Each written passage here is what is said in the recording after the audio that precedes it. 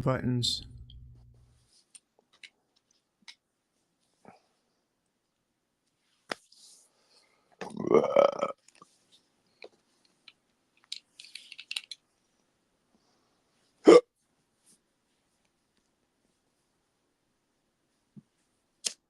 How come you're not working for me? Nothing's working.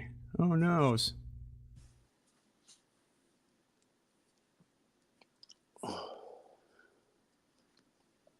Huh. Well, let's just do this instead.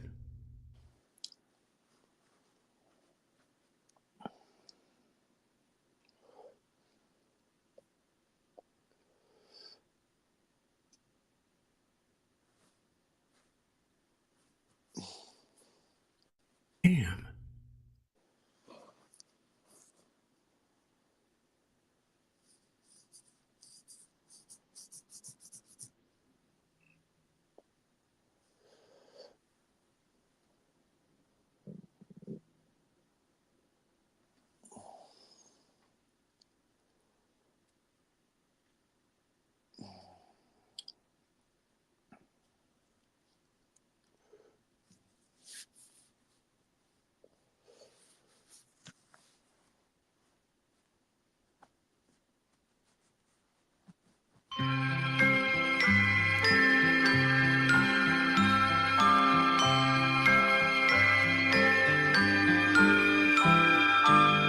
Hi, boys and girls. This is your old friend Martin Mull. And you know what? I just got back from the North Pole. You know what I was doing up there, don't you?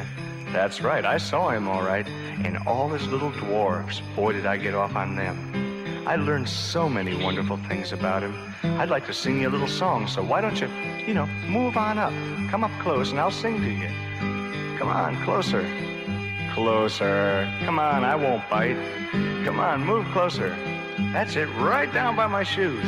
Great. Okay, huddle all around and I'll sing you a song. All right? You too, Johnny. Come on, closer. All year long he's busy making toys for all the little girls and the little boys. He puts them in his sled and gives his whip a crack. On Donder, on Blitzen, but never on Smack. 'Cause Santa doesn't cop out on dope. Has he ever even tried it? Well, you know the answer's no. So little kiddies, here's my point. Just leave him cookies, savy joint. 'Cause Santa Claus turns on in his own way. Watching you when I turn on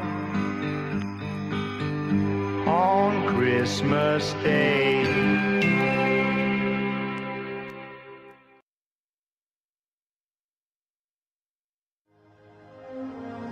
This holiday, grab some eggnog. Let's gather around the fireplace and celebrate the birth of our blessed Lord with the soothing sounds of a very special Darth Dawkins Christmas collection. 753 wonderful hits.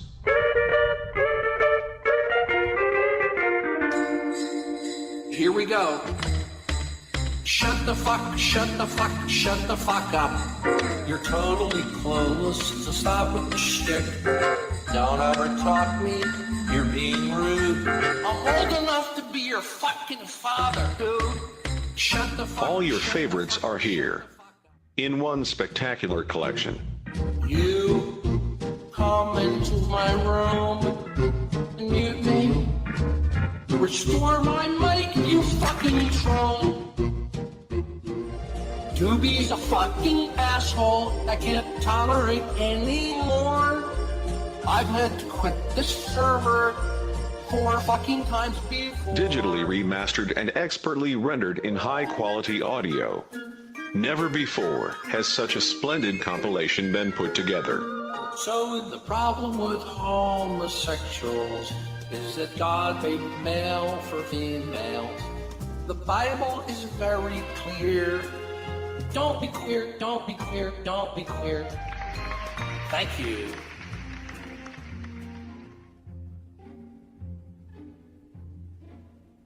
Bing, bing, bing, bing, bing, bing, bing, bing, bing, bing, bing, bing, bing, bing, bing, bing, bing, bing, bing, bing. Order with your credit card in the next 30 minutes, and if you manage to successfully render an argument for intelligibility within your godless worldview, you'll receive a beautifully decorated King James Bible, along with your own personally autographed copy of Dawkins' Presuppositionalist Guide, Crushing Atheism. Absolutely free. Merry Christmas, and a blessed New Year. Boom! You're not server muted. Get out of my room.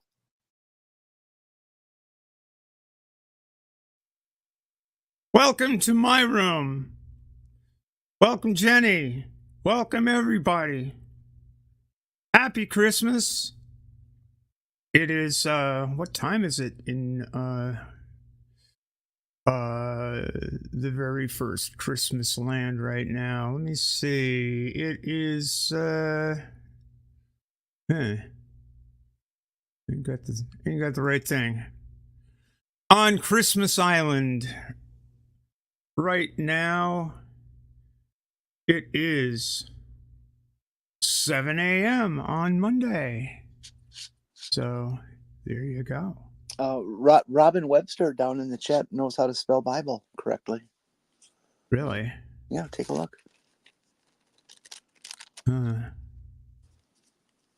Oh, a Bible. Yes, indeed. Exactly. Jenny, how you doing? Oh, I guess I'm all right. Well enough, sort of, kind of, honey, buddy, maybe. Cool. Yes, the link is pinned.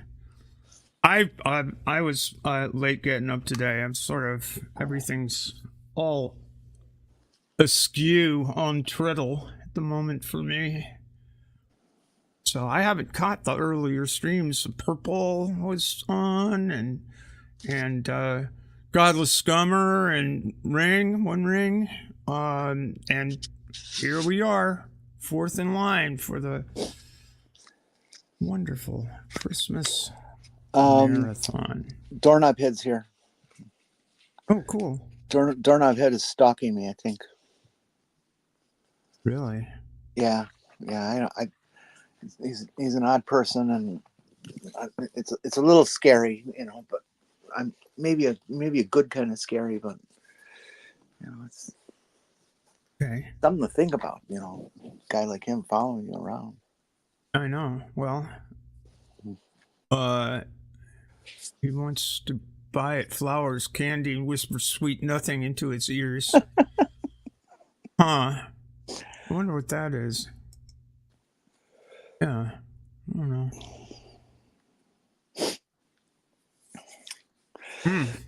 So it looks to be a More lovely day out coffee. behind you there.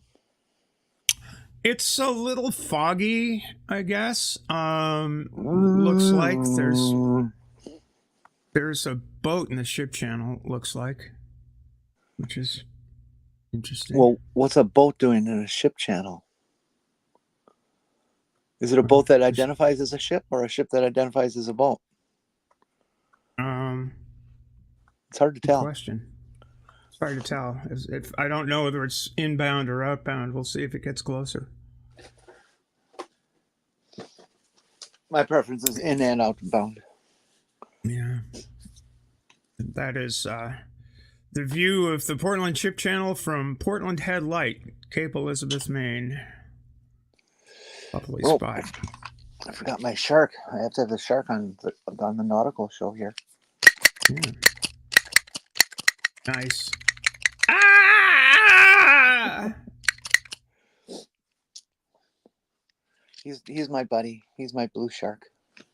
Nice. Has he got big teeth? Not actually, they're kind of small, but there's lots and lots of them. Ah. Coffee. Oh, don't do that on screen. What? Oh, I'm sorry. You're pouring coffee. I thought something else.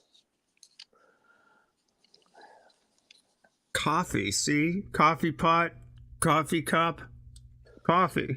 Well, I can never get that episode with Sleeping Warrior where he in the middle of his stream, he's still on camera and he's pissing into a bottle.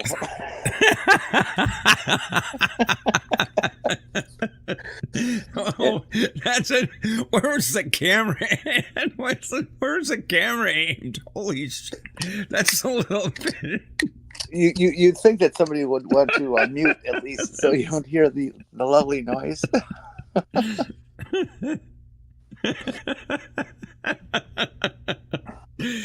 Okay. Yeah, what a smart guy. Well, you know, that's what we call being discreet, I guess. But we're indiscreet, one or the other. I don't know. Are all boats she, her? Yeah, conventionally anyway. What, there's conversion work you can do on them that changes that? Perhaps. I don't know. I always thought maybe take it to the boat surgeon. I don't know. I always thought maybe sailboats were male because they had their things sticking down. Yeah. Well, catamarans would have a couple of boobs, I guess, would be the thing. Oh. So, you know, it varies. Yeah, Amber's got it right. Traditional boats are feminine, but there are exceptions. I think actually boats are inanimate objects, and you know, whatever. English and our gendered, hemi, semi-gendered language. Well, we can't go around and have a society that makes that treats an exception special. They're just exceptions. You know, who cares if they're 5% of the population? Screw them. Yeah. Twice. They might enjoy it. Yeah, I think so. Sailing ships are known for their big wood. Well, that's true. You've got the masts. I'm pretty sure Doorknob's not talking about masts. Probably those pin things that stick in the holes. You smoke? Why, yes, I do. Oh my God. Yeah. It's a terrible Me too. habit. It's going to kill me. It will kill me. I know it. Yeah, they said I'd never reach 70 because I smoke. Yeah. Surprise. Yeah. Hi, Carrie. Carrie Ann's here. My goodness, a lot of people here. Mark Caesar. Hi, Ember. Hi, Jason. Change your name. I can't. It's too early in the morning. Let's see. Who else? Aunt Jur. Oh, howdy. Jason. Who else is in the hood? Oh, Robin Webster's here. Ryan Donovan's here. Slim Cyborg is here. Yes. Look at the trees. Look at the trees. Just look at them. So, did you feel the earthquake? No. You didn't? Was there an earthquake in Maine? No, it was next door. In New Brunswick, then? No. West and southish. New Hampshire? New Hampshire? Oh, wow. New Hampshire. 2.7 on the Richter scale. Yeah, I wouldn't feel that. Enough to make your coffee vibrate a little and spill. Did Mount Washington move or something? I don't know. They didn't tell me. I wasn't assigned to watch this time. There was an earthquake in Concord. Wow. Huh. Concord, New Hampshire, Yeah. or Concord, Massachusetts. Concord, New Hampshire. Concord, the banks of the Merrimack. What's your favorite? Let's see now. What's your favorite Canadian city? I don't know. I rather like Montreal. Now, I I'm prefer not talking Montreal about. to Toronto, to be honest. I'm not talking about the city or the people. I'm talking about the name.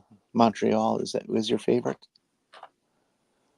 Well, if you're talking about the name, Saskatoon's got to be up there. Ooh, that is a good one. I like that. My favorite is I think in that same area, in Saskatchewan or something like that. Yeah. Maybe Alberta. I don't know the provinces well enough to know this, which is wrong. I should know this stuff. Banff. Banff. Yes, Yeah. that is good. It's just my favorite That's in word. Alberta. That's in Alberta. Oh, okay, Banff. Yep. I always drool when I do that city name. I don't know. If the Canadian cities I've been to, I'd say Montreal and Halifax. Halifax is nice. Nova Scotia, generally speaking, is nice. Sorry, Al, St. John's not on my list.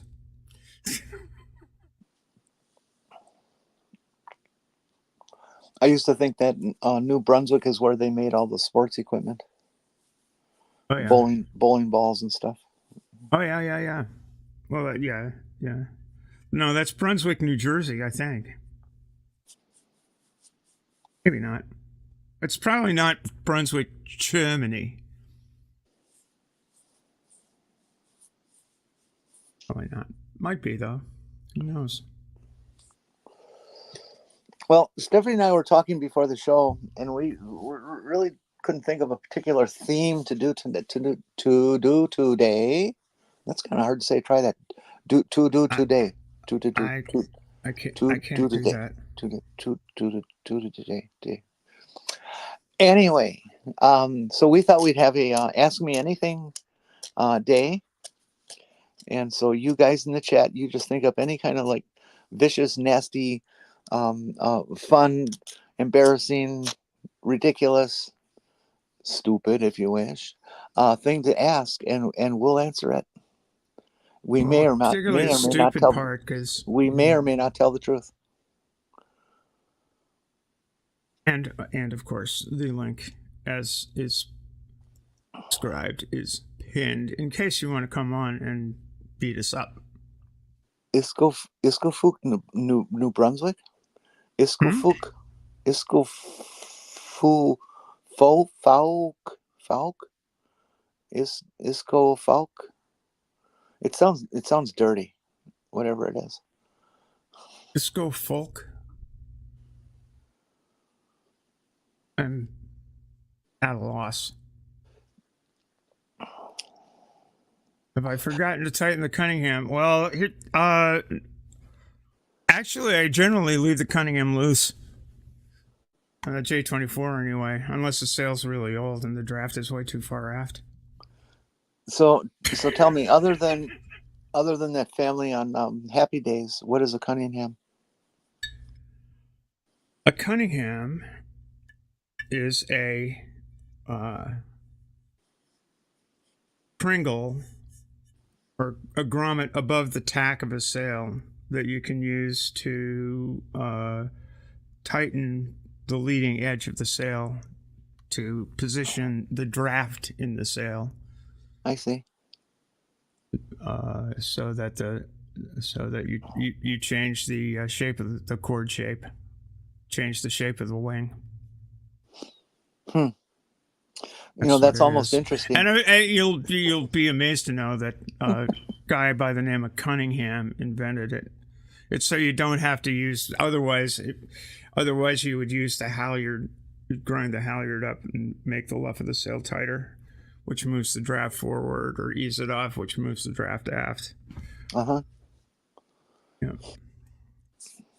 And Mr. Cunningham figured out this is a pain in the ass. So why not have a little ring there that you can put a rope through and pull on the rope and do it that way? It's easier. Do you ever grill out on your boat? You know, they're like sailing for boat rigging tournament. Baggy wrinkles. You gotta have your baggy wrinkles. Just chafe gear, so that you put in the rigging so that sails don't chafe on the rig.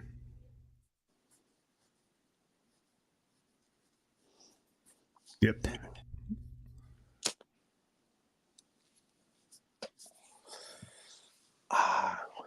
Mm-hmm. So you escaped all that bad weather that went up the East Coast? I don't see any snow in the background. No snow. There hasn't been snow here. We had a tremendous wind and rainstorm that blew through, sometime this week. Was it Tuesday, I think? It blew the dog off the chain. It was ridiculous. This the scene, it took out the webcam on that you're looking at now. It was howling, and the seas were way up, just crazy. How high are you above sea level? Where I am, probably here's probably 40 feet. Oh well, you're probably not going to have a problem with storm surges and stuff like that.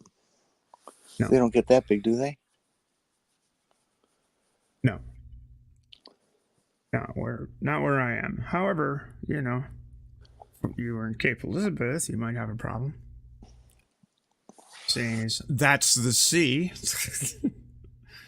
Well, Look, they just don't know what they're doing. Al Trucker is bringing stuff from the North Pole or New Brunswick or something like that. Hey, Al. Good morning. Hey, how's it going, guys or girls? I say guys all the time, like just Guys generally. is fine. Guys, girls, people, humans. Just fine, lady. What do you want? Very Festivus to both of you and everyone in the chat. I'm gonna mute myself for a second. I'll be right back. I just gotta go close a gate at this farm here. Okay, don't let the cows out. Or the dogs. But they're on the chain, so. So if you had to wear a costume of a cow, would you pick a brown Swiss or a Guernsey? How about a jersey? I don't know of any jerseys.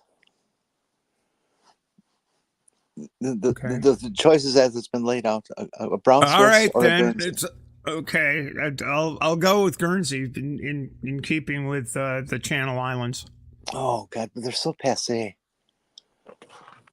All right, I have returned. Okay.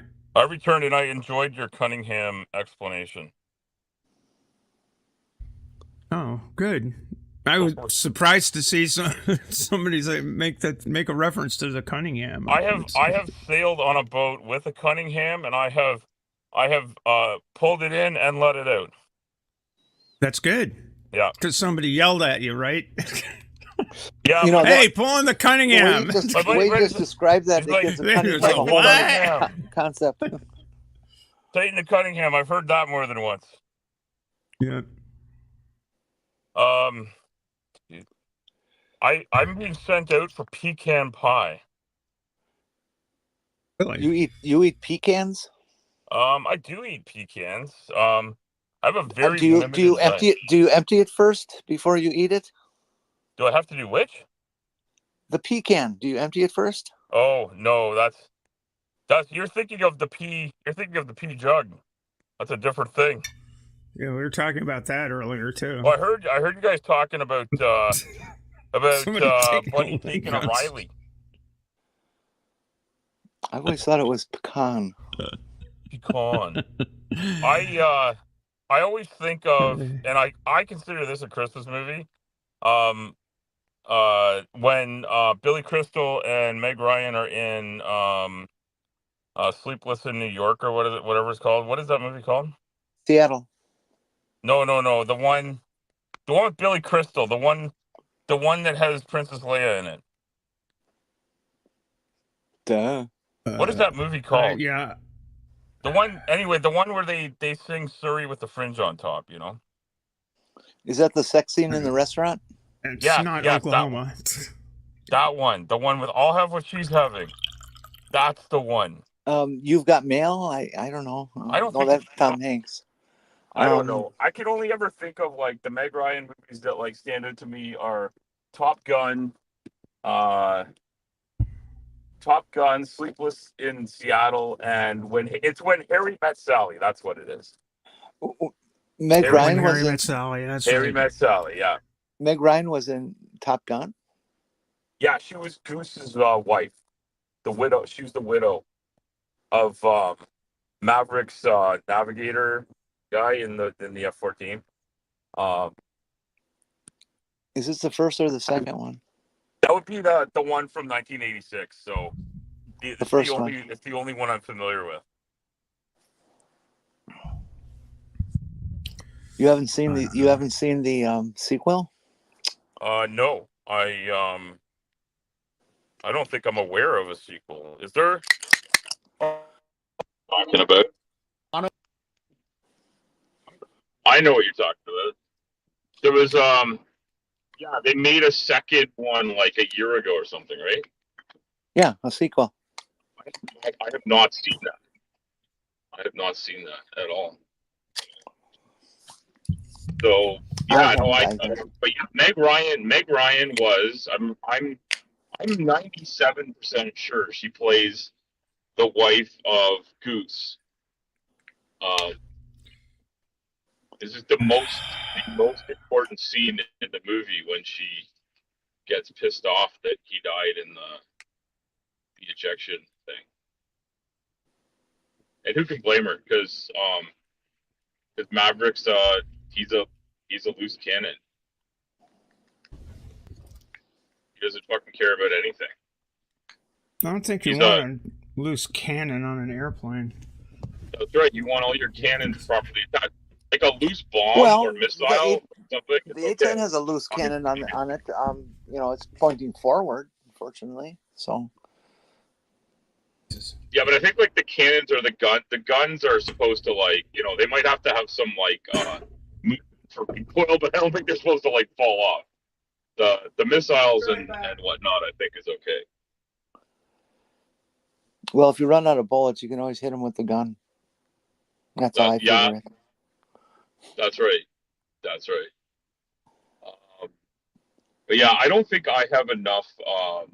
I'm certainly not. I know a little bit about how an airplane flies. I don't know anything about the ordnance and whatnot that goes on in an F-14 Tomcat beyond like having built a model of one as a child. And I don't think those little plastic tubes count as something that would give me any real knowledge of them.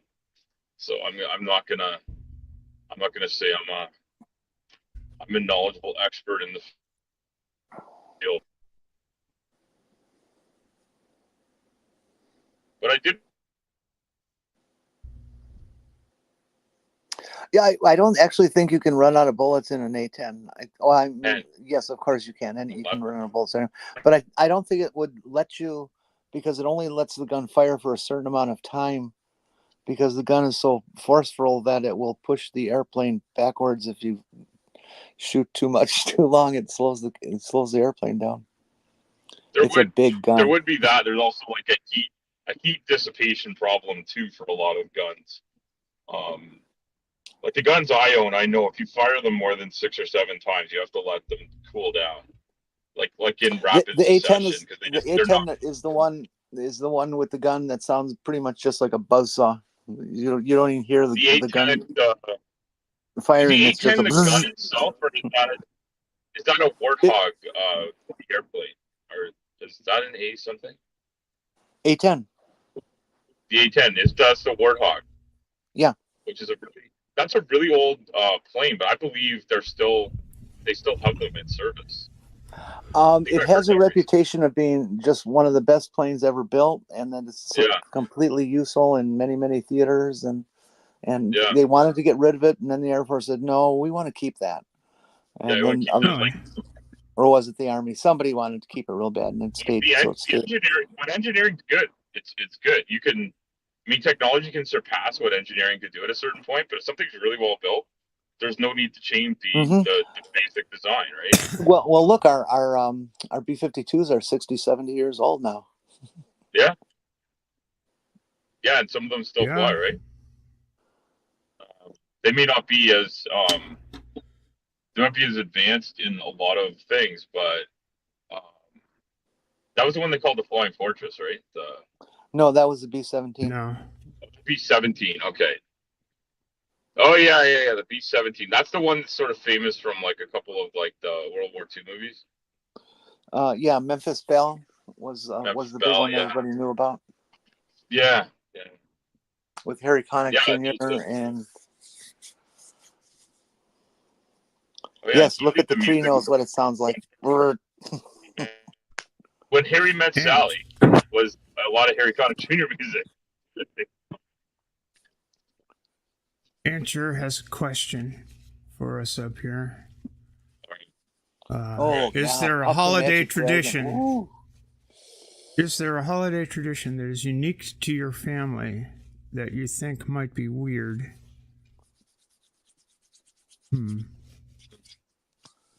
Excellent question. I'm assuming it's not for, but I'm not expected to be here. But I'm going to think about it in case I have an answer. I can think about well, it has to do with food, as many holiday traditions do. Was the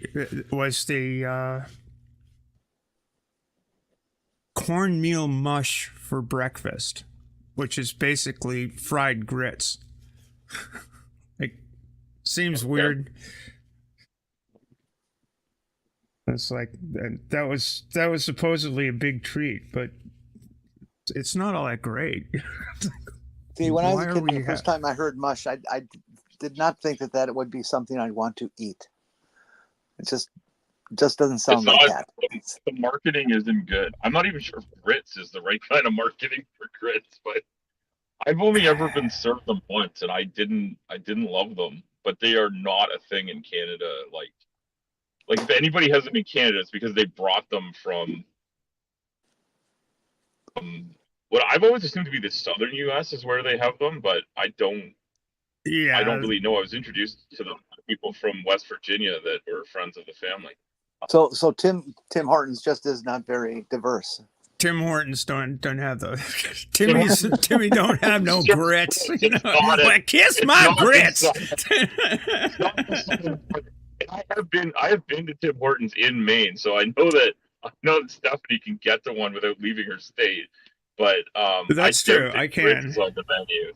I heard that Tim Hortons has one in Maine because somebody took a wrong turn, and they just said, "Oh, leave it there." Yeah, I'll just fucking build one here. Yeah, why not? Why not? Yeah, no, the board, like, I have a my wife thinks this is funny. I don't know if anybody else would, but when my wife and I were more early in our relationship, we were married, but before we had kids, we were camping in New Brunswick, and we went out. We went to Tim Hortons in New Brunswick, and we were not traveling to Maine. But we pulled out of the Tim Hortons and made a right instead of a left onto this road, and then we made another left, and we ended up at the Canadian border crossing and come back into to Canada from the U.S. And we didn't know how we had done that, but I guess we went the wrong way. And then we pulled up there, and they're like, "How long have you been out of the country?" It's like, "We actually just came from Tim Hortons. We haven't been About 15 minutes. over on Smith Street." And no, we never even left. We never actually left the country. We stayed on our side of the bridge, but somehow we ended up pulling up to the thing, and they're like, "Oh, okay, come on in." Like, my wife was laughing so hard after that. And she's like, "What the heck just happened?" She was worried we were gonna like have our car searched and go through like a whole rigmarole. And they're like, "Oh yeah, no, whatever. People do that. It's a thing." I guess they forgot to put up a sign that says like you are about to enter like the security checkpoint. Super weird. Anyway, that's how like that was. It was after 9/11, so I was kind of surprised that security was that lax. But that's kind of like that's a New Brunswick thing. It's not lax in the like they probably would have if we didn't have Canadian accents. I'm sure we would have been in big trouble. Stephanie, I changed my I avatar. took the wrong. Stephanie, Sorry. I changed my avatar just for you. Oh, look at that. What did it Nice. get changed? It's a ship. Ship. All right. Is it a Or crystal ship? is it a boat? Between a boat and a ship is how much fuel it takes. Yeah, probably. And how many tax dollars you don't have to pay. Well, this is a private ship. Yeah. Not a crystal ship. No. No, it was actually a coal freighter from the Great Lakes. Oh, okay, cool. I don't know all of the freighters from the Great Lakes, but I know the Stephen B. Roman is one that I know travels frequently up and down from like through the St. Lawrence Seaway through Lake Ontario a lot, and I believe it ships cement from. There's a couple of big cement plants on Lake Ontario shores that the Stephen B. Roman goes in and out of. And I've never actually thought to actually be interested enough to know what exactly it carries and how far it carries it. Oh, good capture, McCarp. I hadn't looked at it before myself, and now that you mention that sure is what it looks like, isn't it? Is that an Have you RT ever, 1200? Al, is that an RT 1200? An RT 1200, the Stephen B. Roman? No, your motorcycle. Oh, my motorcycle. No, my motor. Sorry. That motorcycle isn't mine. That picture was taken on vacation. I rented a. That's a BMW 1200 GS. But it's not yours. That one's not mine. My motorcycle is a Triumph Thunderbird 1600. Wouldn't that qualify as stolen valor if you're running a BMW when you don't own I it? paid full price for the rental for the day, so I don't believe it's stolen valor. And it ain't cheap to rent a BMW motorcycle.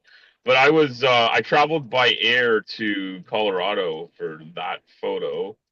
I didn't go there for the photo. I just took it while I was there. And I took a day while we were traveling to a family wedding. I took a day and went for a motorcycle ride. And I took that picture, and I thought I looked less horrendous than I often do, and so I've used that one as my avatar for a bit. I would like to get a S1000RR. That would be cool. That would be a fast. Oh yeah. Yep, that's ripping off the handlebars fast. Yeah, that would definitely. You would need to give it a whole lot of risk to get going. Yeah, and for you in the chat who don't know motorcycles, it really does suck you off the handlebars because it's so fast. There's some bikes that do that. Super bikes, Jap super bikes from the 70s and 80s can have that much power. The one I just mentioned does. The power to weight ratio is amazing. And I'm a very large person, so like bikes that other people find powerful, I find adequate because on my own, I'm like being too up. But I've never been into the super fast ones, and I think even though I'm really large, I think they would still they would still probably feel like some major power. Oh yeah, no doubt. I used to work GP safety crew, so Okay. I've seen lots and lots and lots of bikes and lots and lots and lots of death. Yeah, unfortunately, there's more than one thing that can go wrong when you're moving super up and fast. And you're not really protected by much other than a helmet and a suit. If you're smart, you wear some sort of a suit. It's required in racing. Oh yeah, racing. Yeah, but I'm in all the gear all the time. If you're really smart, though, you'll wear chainmail. Yeah, I mean, I think if you had leather with chainmail over top of it, and but they've done some amazing things. I've seen some videos where they have these air vests that like basically they explode like I guess the way like a life jacket would with like an air canister, and puff up and give you a cushion around your torso to help sort of take the impact and get rid of what I'm going to presume is life altering injuries might be abated or at least reduced, because they, instead of just protecting you from abrasion and a little bit of like say like plastic and foam padding, they're putting this cushion of air out that meets the impact the same way like an airbag would, and then allows that to absorb the impact instead of like your bones and skin and tissue. So I think I can't afford something like that quite yet, but I also don't ride in a way that would introduce me to falling off the bike very frequently. Hopefully never. So yeah, I'm not going that far yet, but I think if I had the money, I would just go ahead and get it. Oh, pardon my yawn. I've been up since 5. Well, 4 actually. No, I have not. I did not wake up early this morning at all, and we were out late at Christmas party number 1. And I'm almost at the Pecan Pie show. I'll probably just mute myself unless you guys want to get rid of me, in which case I'll just be not around. No, hang out. There's, you can. Well, I'm just gonna do that while I grab the pie then, and then I'll be back. Yeah. I've got. I had a question for you. If you'd ever been to Fort Fairfield and the Aroostook County or the Aroostook Country Club. You're asking me that? Yeah. Aroostook, where is that? Well, it's in Fort Fairfield, Maine. It's right on the border. The course itself is. The clubhouse and all of that stuff is in Canada, but the entrance is in the United States. I've probably driven right by it though. Yeah, because I know the name. I just don't know. I don't know about that, but I've been to. Man, I don't travel that. Like it's the opposite side of New Brunswick of where like my family has a place, because that's out near Shediac, which is the opposite, like out towards the PEI bridge, basically. Shediac it dubs itself the lobster capital of the world. And I know many people are going to want to argue that, but they have a sign when you come into town that says lobster capital of the world, so it obviously is. And they do a lot of lobster fishing. And the Shediac Bay, like in that neighborhood of Canada, like Eastern Canada, lobster fishing there's only 2 types of lobster that people talk about: Shediac Bay lobster and Bundy Bay lobster. And I'm sure people in Maine think Maine lobster is some other thing, which it may be, but those are the lobsters that are fished for there. And it's all the Gulf of Maine, though. I mean, give me a break. The Gulf of Maine. I don't even know it is the Gulf of Maine. That's the Gulf of Maine is the Gulf of Maine is everything between Cape Cod and the Bay of Fundy. Okay. All of that stuff. It's basically the west side of Nova Scotia to Cape Cod. Yeah. Okay. So like that's what the ferry crosses that goes from the western tip of Nova Scotia back across. That's the Gulf of Maine, I guess, that it's crossing then. That is the Gulf of Maine. I want to check it out. Traversing. Okay. All right. Well, I'm going to be gone for a few minutes, but I'll be right back. All right. Al's gonna go play around. This was cool because it was the Aroostook Country Club during Prohibition. You'd go ostensibly to play around at golf, but actually what you'd be doing is going to the clubhouse to have a cocktail. I'm just looking at that and thinking that that'd be a good place to cross the border. Oh, well, illegally. Got to. Yeah. Yeah, up the county. Right there, yeah.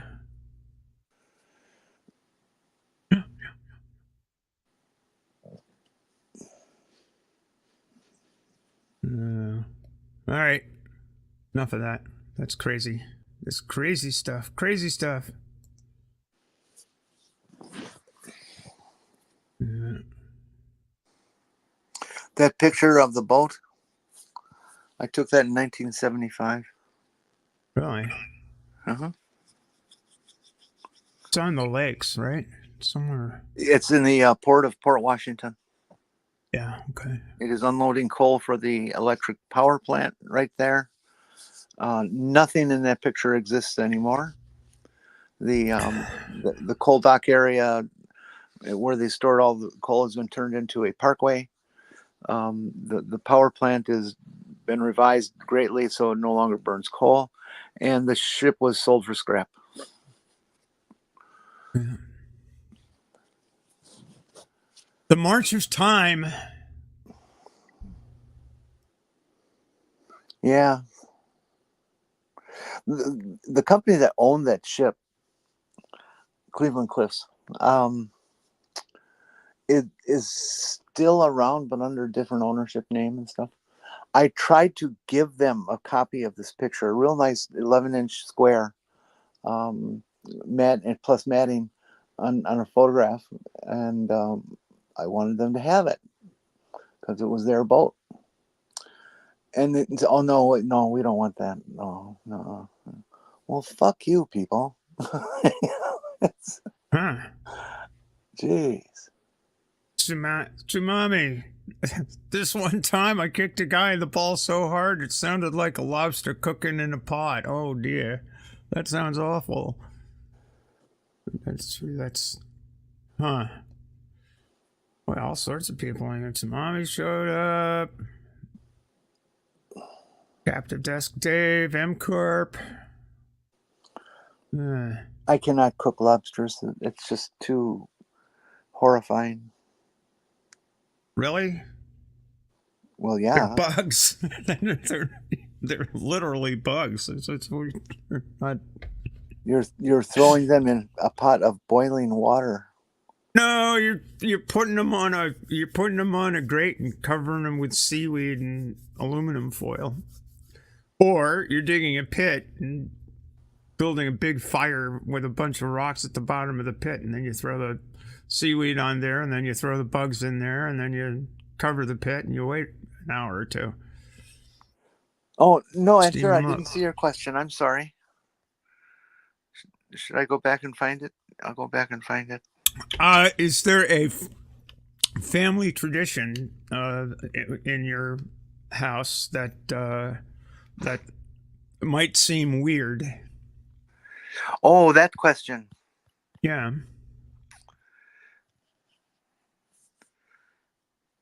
Yeah. How'd you answer that? The weird cornmeal mush. Oh, yeah.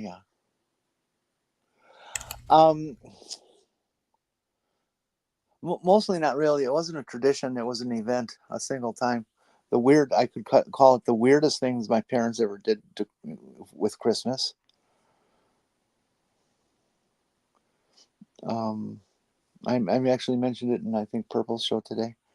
I transitioned to my parents in October, and they disowned me and then invited me back for Christmas. And so I went back for Christmas, hopefully to, patch things up and that kind of stuff. And they had bought me a 3-piece suit.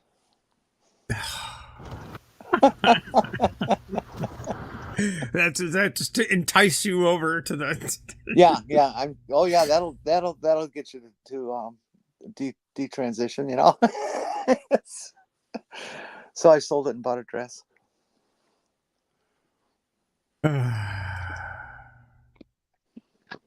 Wow, that's pretty freaky.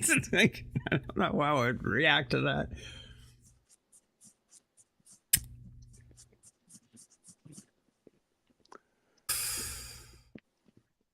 Al left. Al's back. Okay, I don't know what happened. I just left it connected on mute, thinking that would get me Yeah.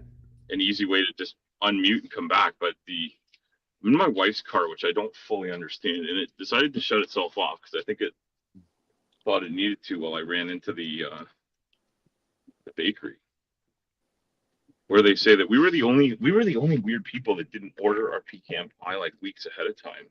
They thankfully had one. So were you successful in getting the pie? Yeah, I got the pie. I got pie and 4 cookies, cost me over $60. What? Holy shit! Yeah. So in other words, like It was a Canadian in dollar, other but that would words, be like over $1.99. You had in real $1.99, money. yeah. It's like it's not quite that bad, but How does a pie cost $60? it would literally be over 40 American dollars. I don't think that's an exaggeration, because I think at $1, I think it's about a 30% difference, right? It's in that ballpark. It might be 27, Okay. might be 31, but it's it bounces around. A pie Bit outrageous. cost $40? It is super outrageous. I'm insulted, but it's Christmas, and my daughter, who's not with me right this second, is getting upset with me every time I go to a store and freak out when they're ridiculous. And so, because I'm a male Karen, I think. I don't know what the word is for that. Male Karen I get fits. incensed. I get Chad. incensed. I want to do something dumb. I'm a Chad. Yeah, I'm a Chad. Because I go to the store and this has happened to me twice, including, I didn't freak out today, but I bought a bunch of stocking stuffers for my wife from the, what we call Shoppers Drug Mart, which is like a Walgreens, I guess, for the American people. It's a pharmacy that is kind of like a mix of it's a cosmetic goods and healthcare goods, and it's basically a place where you can buy like condoms, toilet paper, makeup, like high-end makeup too. They have like this whole like super high-end sort of makeup and cosmetic section. And anyway, I bought a few things for my wife there that she would appreciate having. And a comically large candy bar of the flavor she likes.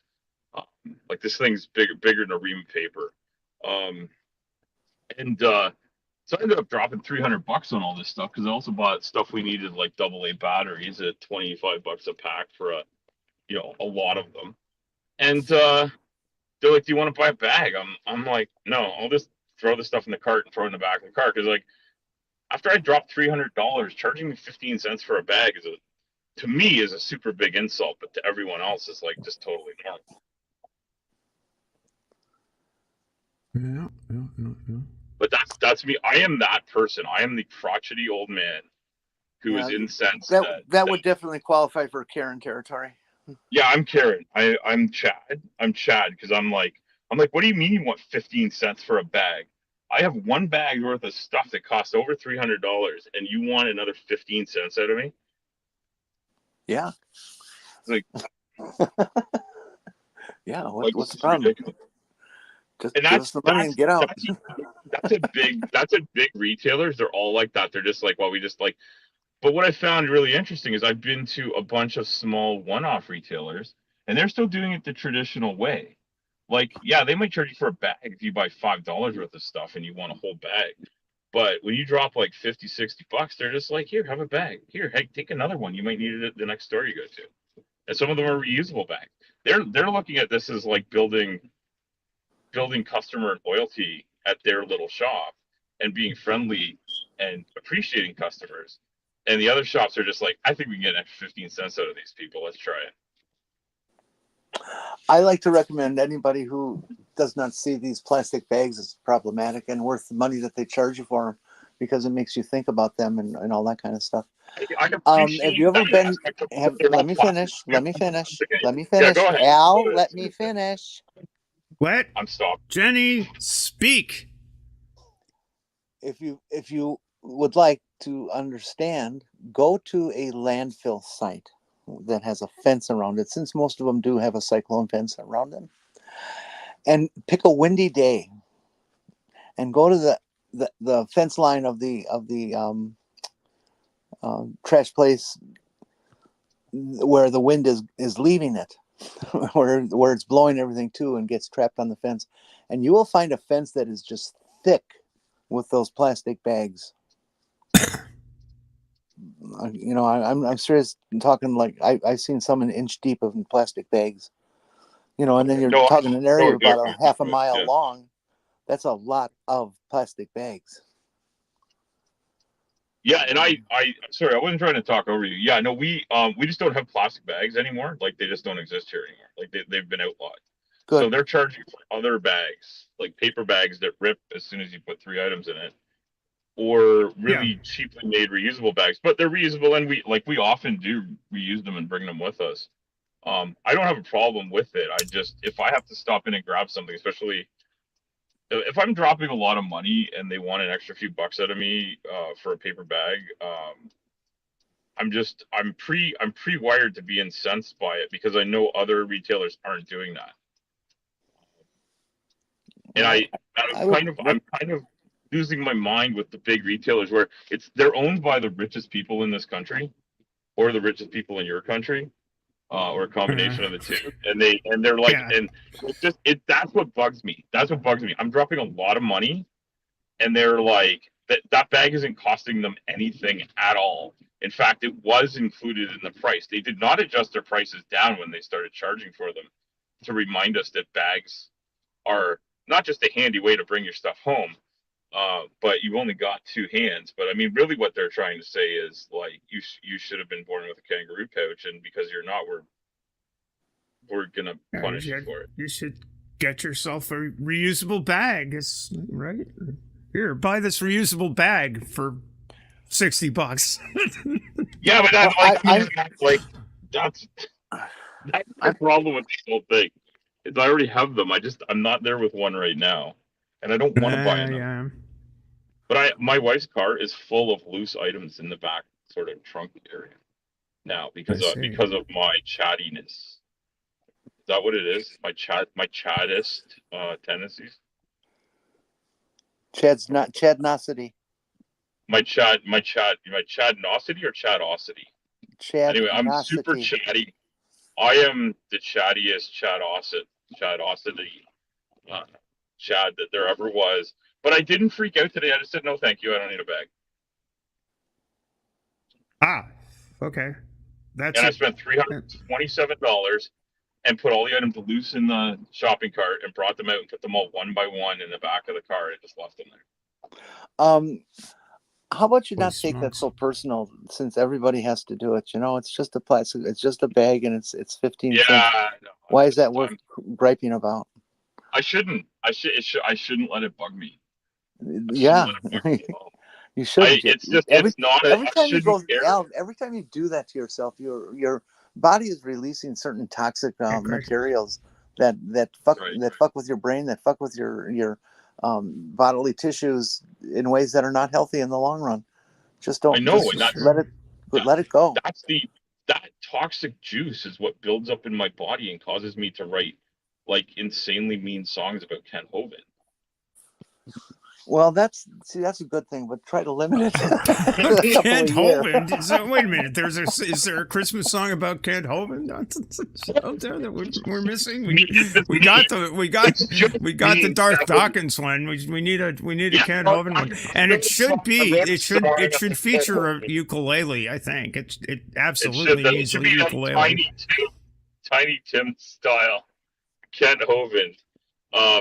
You know what? The Hawaiian and Polynesian culture has been sullied enough by that man.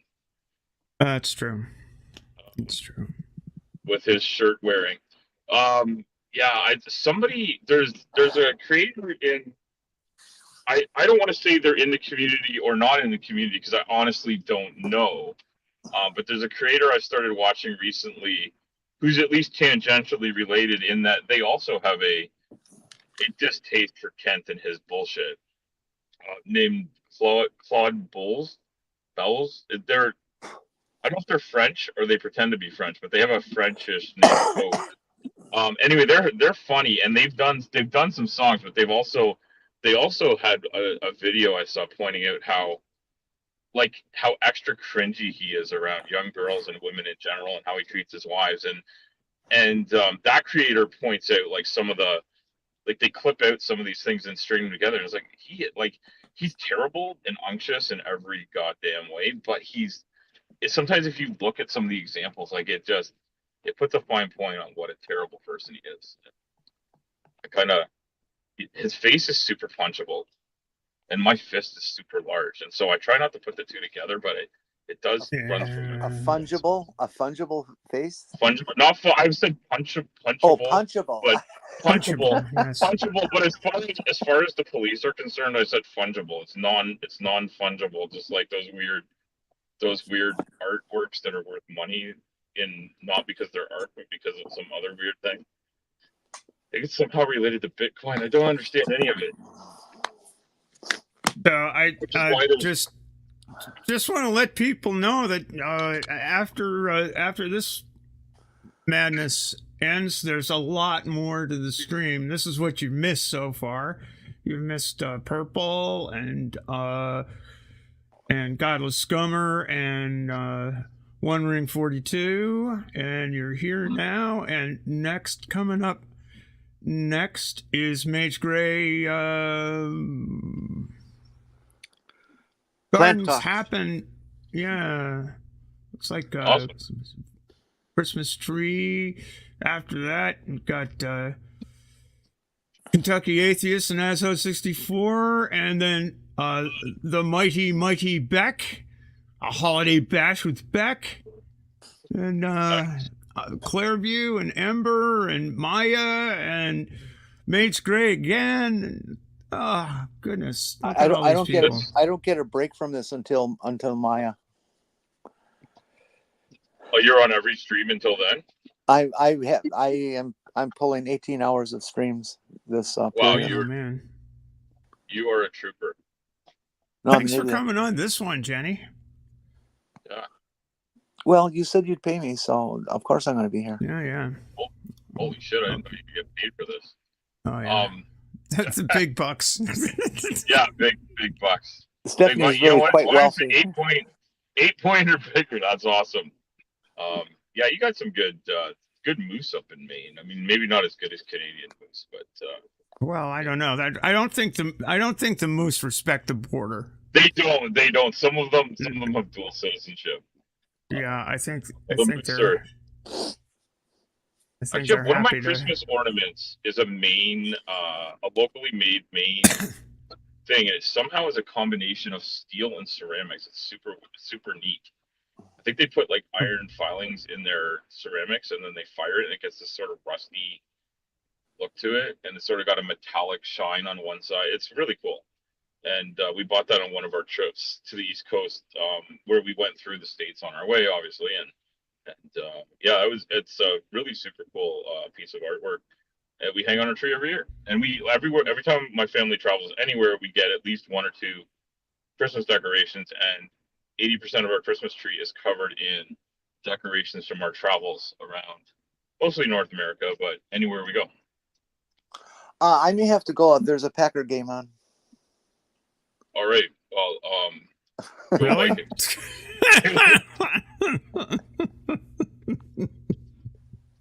Well, yeah, it's a Wisconsin thing. You gotta do what you gotta do. You don't want to miss sports ball. Greatest team on the planet. It's owned by the people, not by some rich fuck. I mean, that is a good thing about them. But we got the Blue Bombers up here, so. Oh, they don't play football. Yeah, the Blue Bombers play Canadian football, the real football with the man-sized ball. Not skinny sports ball. Are we not Okay. arguing about this enough? The whole internet is about cats and arguing about nationalist pride in sports ball of whatever Okay. brand. Well, you guys Well, can argue about it all you want. the rest of the world laughs at us when calling the football game that you play mostly without your feet. Mostly by throwing. ever Yeah. touching Europe, the ball. It the seems NFL rather has- silly. The NFL has been doing demos in Europe for a number of years now, and it's getting more and more popular. And Europeans are loving football. I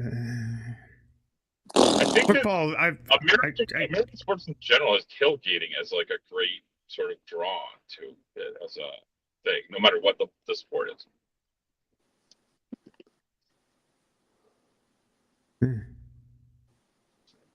Football. Concussion ball. Concussion ball, yeah. Well, I played both rugby and football, and I found that I got way more hurt from being smashed into by helmets and pads, like big plastic things smashing into me, than I did by just basically flesh to flesh contact and like basically like a heavy knit jersey that we wore in the summertime, which was terrible, but and basically black short shorts and knee socks. That's the protection you get in rugby. Yeah. And the only problem with rugby is the time of year we played it, we ended up getting like really, really hot in long sleeve, heavy knit shirts that Canadians would consider a winter coat for most of December. It's too much to wear in the summer. But I've noticed modern rugby uniforms seem a whole lot more free and light than they used to be. I think I missed the right time. Give blood, play rugby. That's right. That's right. I love playing that game. It's a lot of fun. I've never played rugby, but I like watching it. It's of course it's different than American football, but it's similar enough that it's fun to enjoy and see how they're different, how they're the same. Mm-hmm. My favorite part about rugby though is when I used to work at a hospital and occasionally would get floated down to the ER during the rugby tournaments. There was all these guys coming in with broken arms, broken legs, broken face. Just a lot of blood. It was great. I only ever broke one bone playing rugby, and I understand the guy did return to playing 3 months later.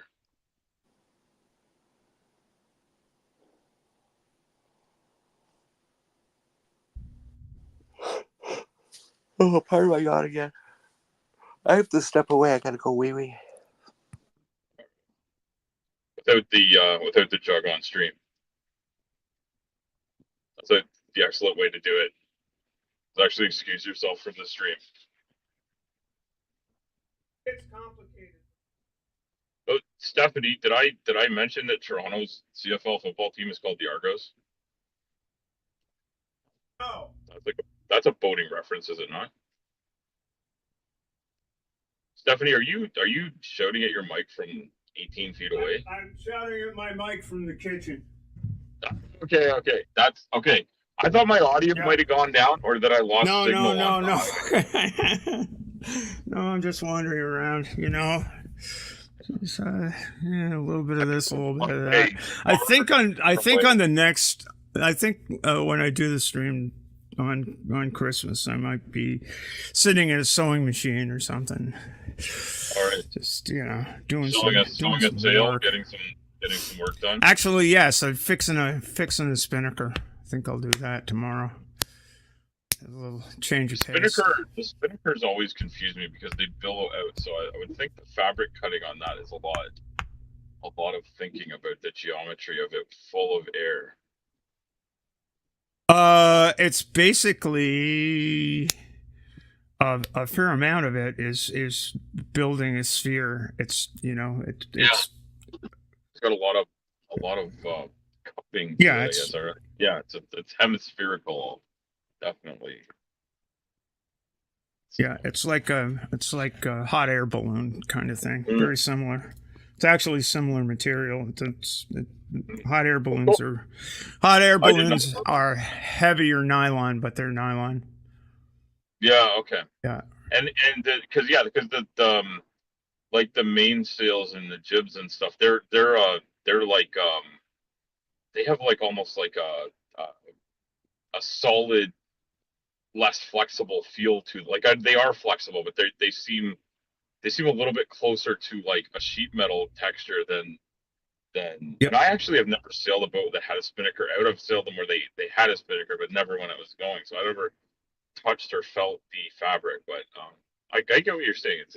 It needs to, it's like, ripstop nylon. have that flexibility. Yeah. Okay. It's ripstop nylon. It's you know. So similar to what, It's like colorful, a it's market shell colorful, would be it's like. Or, fun. yeah. That's one of the cool things about hot air balloons and sailboats is when they get out there and they have these great big flags and sails of great colors. So they're There you go. their art out on the air, in the air or on the ocean, or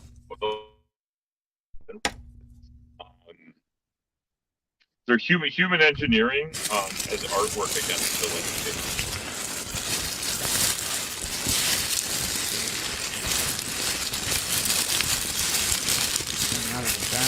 Sounds like Jenny's just about done having a wheelie. Really? Or is that a waterfall? Or Stephanie There you brought go. a sail up to the mic. I'm narrating this down without knowing what it is. It's green. I forgot. It's green, so you can't see the green. You can see the blue and the white. Well, I can't think I'm driving. I'm not too fucking at I'm a terrible receiver because I'm not visually engaged. Yeah, well, yeah, that's. You shouldn't. Why are you driving? I feel responsible now. Don't get in any accidents, okay? No. Like I'm used to communicating with people while I'm at the wheel, and this isn't even a real vehicle. This is like the go-kart my wife drives. I'm sorry for the crinkly sound. I know that probably drives people nuts. Well, I think anybody that had their headphones on probably had to take them off for a second, but I thought since Jenny went off to have a wee that it was good to. It kind of sounded a bit like rushing water, so I was like, oh, this is Jenny just tapering off here with the waterfall. So I added that little ridiculous and unnecessary commentary in, but I do not make a waterfall anywhere near a microphone. no, okay, yeah, no, I didn't think you would. I felt like people would find it amusing, but on the other hand, maybe people found it extremely offensive. And I'm happy either way. Whether you're amused or offended, I've done my job. Not doorknob. Only on. I just public thought I'd broadcast. do a Private little is show different. and tell. I'm sorry. It's show and annoy people. It's this. Hey, this would be a great way to get people to just leave. Just start smishing a spinnaker around some. Hi, Porpoise. Hey, Porpoise, how's it going? I was trying to ask as many embarrassing questions about sailing as I could think of, because like you'd offered to answer embarrassing questions, so I wanted to know if you'd ever forgotten the Titan of Cunningham, and you answered that really well. Yeah, I'll tell you a brief story. We were talking about contact sports. Well, we were in a sailboat, right? So we were at the sailing the J-24 North Americans in Rochester on beautiful Lake Ontario. Rochester. And that's a Jack Benny reference, right? But he lives younger than I am. We slightly overstood the weather mark, so we're coming into the weather mark on starboard tack. And these people on port are coming in, and there's this one guy that we're sort of reaching, not really reaching, but we're a little overstood. So we're trying to close the door on the people coming in on port. And this guy just came in, jams it, which is kind of a foul.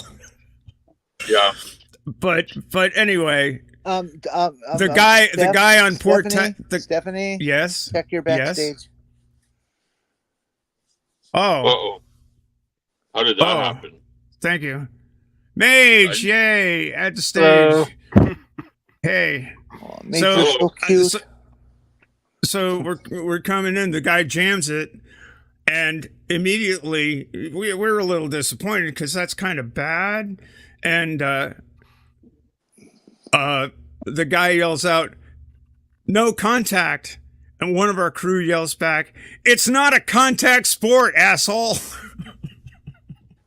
Oh. That's one of the nice things about sailing. It is definitely not supposed to be a contact sport. No. Coward. But unlike automotive racing, where rubbing is racing. Yeah. You know, Which it's also contact with between sailboats is expensive.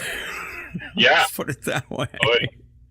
Yeah, you could spend like 3 straight days looking at videos on the internet of people wasting millions of dollars per second in boat crashes, which I think was suggested to me because for some reason it thinks I want to watch truck crashes, and then after you watch truck crashes, it's like, well, if you like watching vehicles crash into each other, why don't you check this out? So. In part of my work at the racetrack, I also primarily worked automotive racing. And one day, there was this race. It had audience and everything of all these vintage cars, all the big boys, the GT1s and things like this, you know, with the big V8s and all that kind of stuff. And they had a race, and there was like, I think 40 cars in the event, which you can do at Road America or road tracks like that, because the road tracks are like 4 miles long, so cars get separated and it's not crowded. Anyways, it is crowded at the first 2 laps. And these guys are coming up this hill, and somebody up front, like 2 or 3 cars back, flinched.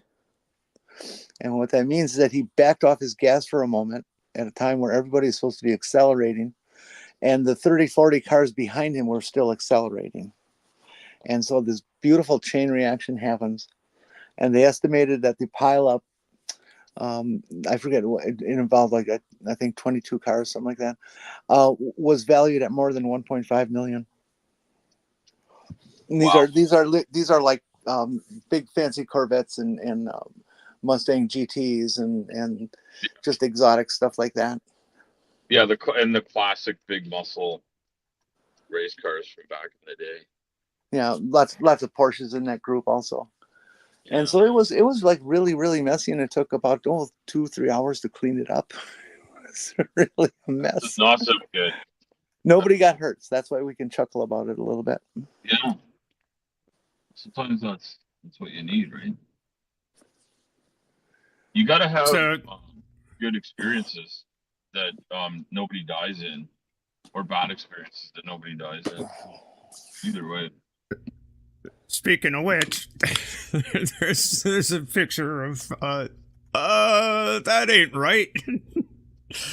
That's how it started. And let's see. And where the hell is it? Yeah. That's how it started. That's how it ended. That red tail looked like it was a condom that somebody pushed air into.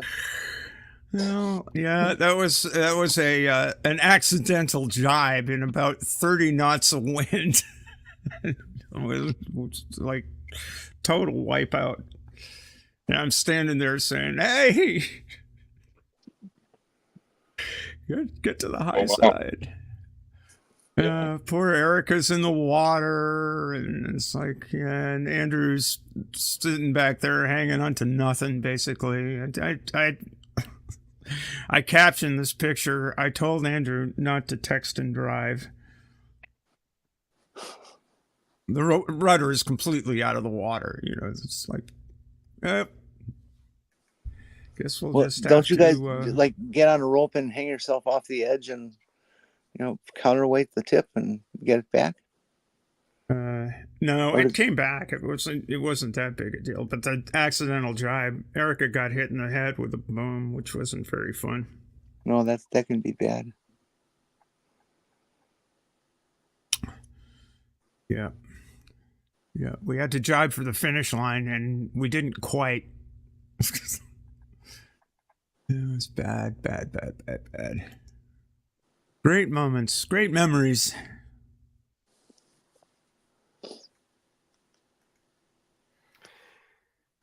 This one's out.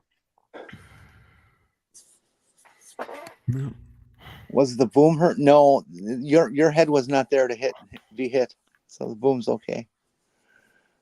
Yeah, Nanny boo boo. Actually, I'm not sure exactly how she got. She might have gotten whacked by the spinnaker pole.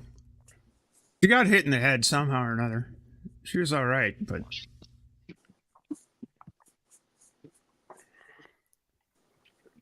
the spinnaker is a big poofy sail in front. Yep. That's a technical term for it. Yeah, it's the one that makes all the noise. The one you brought out in the show. The one I brought out for show and tell that was driving people absolutely crazy. Oh, no, the it one did you not lied capsize. about to show us the green. Yeah. Yeah. Yeah, I forgot this thing was green. It's like, well, wait a minute, nobody's gonna see it. So I've got another embarrassing question for Stephanie and anyone else that's into sailing. Is do you tell us what happens with the sheets? Because I think a lot of people might be surprised at what part of sailboat the sheets are, if they're not already familiar. Well, sails? No. Sheets. The sheets are the ropes that are attached to the corner of the sail. Well, that's just wrong. The sheets are attached to the lower corner of the sail, and the halyard is attached to the top corner of the sail. Yeah, halyards go up and down, sheets go side to side. Sheets is the wrong word. I'm sorry. It's unacceptable, and I'm going to start a campaign to make sailing change that word. Well, the good go for your whole different language. I don't care if it's been used for 10,000 years. I'm going to change it for the future. Yeah, trim the jib sheet, trim the main sheet. Yeah. Don't stand between and actually on a spinnaker you have a sheet and a guy. Actually, on a spinnaker you have a sheet, a guy, a sheet, a fore guy, and an after guy. Well, I can dig the three-way, but that's not related particularly. Yeah, well, you got the fore guy is the thing that holds the if you employ it, it's the thing that holds the spinnaker pole down, so it doesn't go up in the air. We're getting to an orgy now. And the after guy is the one is the thing that moves the spinnaker pole back and forward, and if you are using on bigger boats that do a dip pole jibe, where you bring the inboard end up and you dip the pole down, let it swing through the fore triangle, you have a sheet and a guy attached to each corner, and when the guy is not in use, it is referred to as the lazy guy. When the sheet is not in use, it's referred to as the lazy sheet. Well, there we go. You got more than you bargained for with that question. Guys, Stephanie took us deep under the sheets with a lazy guy. And, I think we enjoyed that immensely. Yeah. Who's the lazy guy? That's the shoot. Who's the lazy guy? Absolutely, yeah, it's the guy. Why is it called a keel? Appreciate nomenclature.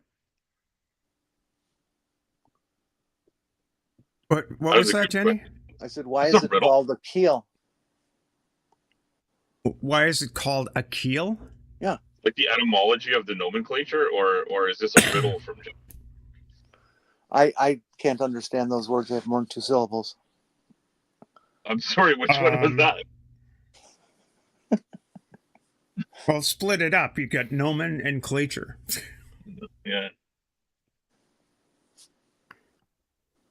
I don't know why it's called a keel. It's it's the part of the boat that is at the bottom that stops the thing from going sideways in the water for the most, basically. It And prevents over rotation. Except in that photo, it looks like it didn't work. The one you showed earlier. I don't Well, know, it's so- very efficient, yeah, but anything will tip over at some point in time. Eventually, yeah. But it's does got happen. it provides writing moment. Wouldn't have come back up if it weren't for the keel. It would have been flipped entirely. That's right. J24s don't usually flip entirely, but they can. Yeah. I mean, it would depend on the force bringing it over. I guess, Yeah, Stephanie, you it's probably called could tell us writing how many moment. times- Writing moment. Yeah, I know that makes sense in engineering terms. That's the way they talk about it. Yeah, it's How static many writing times- moment. It's like dynamic writing moment. It's like, well, it's,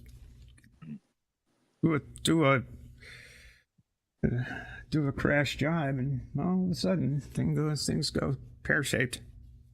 Mm. Yeah, momentum is a bitch.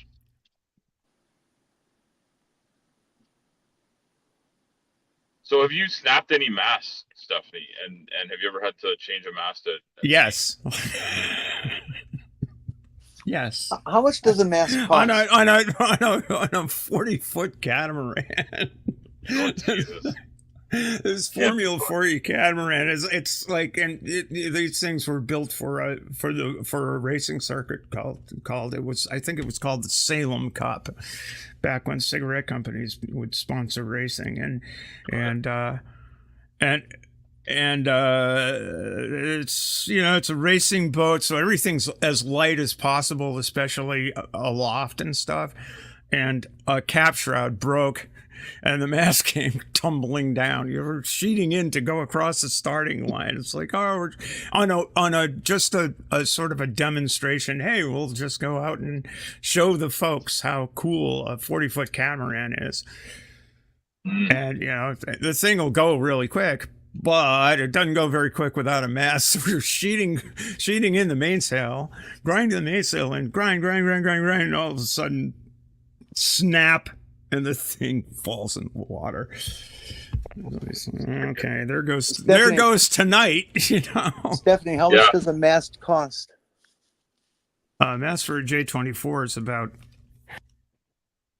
Mast for a J24, I think these days will run you about $8,000.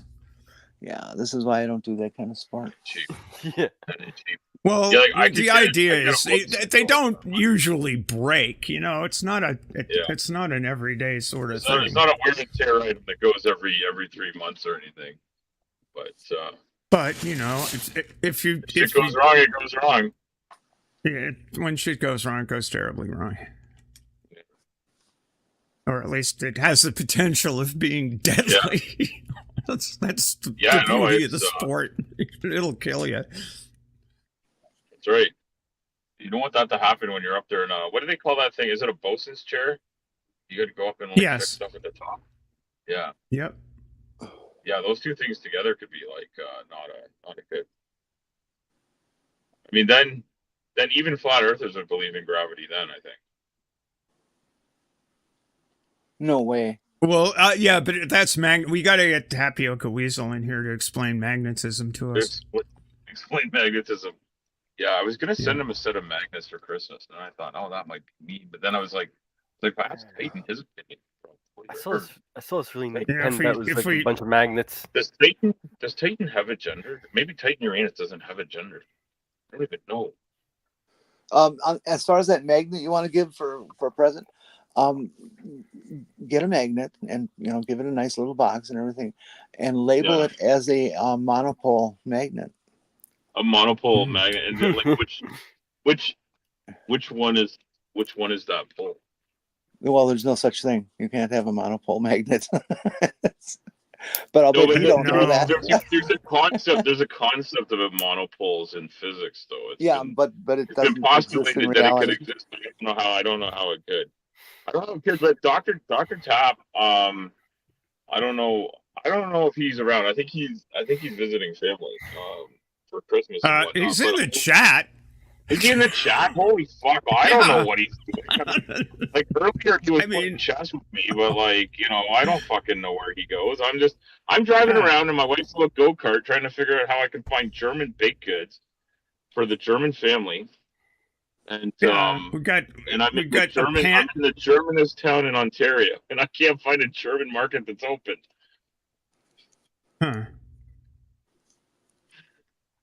Well, I guess I'll have to call Vandy and give him shit. But yeah, I have no idea what's going on. When I drive, I talk, but I don't look. I'm that's wise. I'm a responsible driver.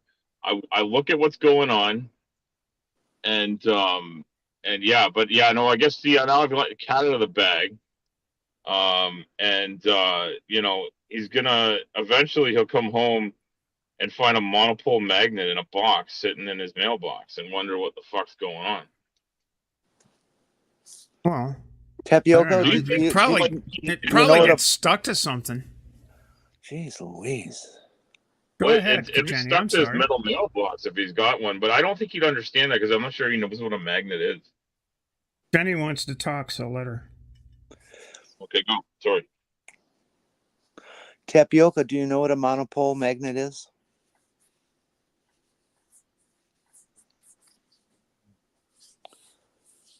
He's suddenly gone quiet. I think Maya scared him away by saying, "Oh no, the weasels are loose."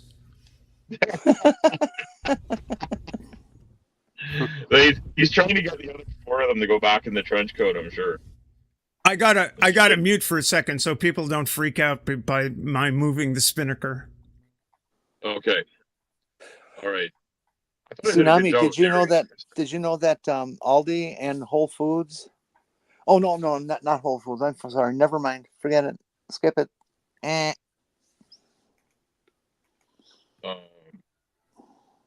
was anticlimactic. I thought I was going to say something clever, and then I realized I was completely on a different planet. Okay. So I decided I wouldn't say anything that's just stupid. as hilarious, but it might not make sense. I don't mind saying stupid things. I just don't want it to be accidental. I just don't want them to be recorded for posterity.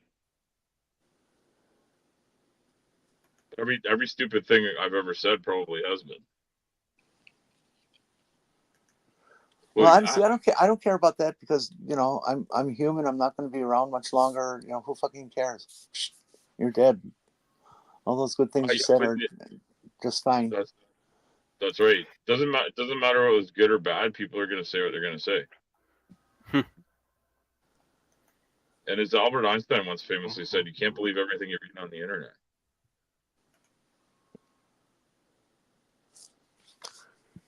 Albert Einstein died on my birthday. Did he really? I did not know that. Now we've learned something really important. Well, he did, and when I was born, I actually saw him in my mind as a newborn. 5 minutes old, and I could see Alfred there. Like your soul passed his soul in the aether that didn't exist. No, we had a little conversation, and he asked me about monopole magnets, and I said, "What?" And he said, "Never mind," and left me, and we haven't seen each other since. So it's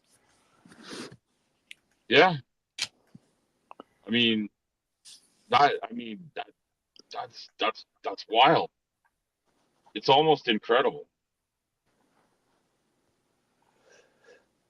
But I tend to believe it because Jenny, you've never led us astray before. No, honesty and ethics are everything. I think we can just assume that is true because you said it. That may be fallacious, but it doesn't make it incorrect. Well, that's true. In fact, I think you should go to find a college to stop by the physics department and tell them that you know that to be true. I just might do that. I've considered it. I've considered learning how to be a big brain smart person more than once. But it's Really? it hasn't been working out for me. I've considered it. Yeah, I've given up on that idea. Doesn't mean it's possible. Gonna be like a smart person, huh? I'm just a truck driver.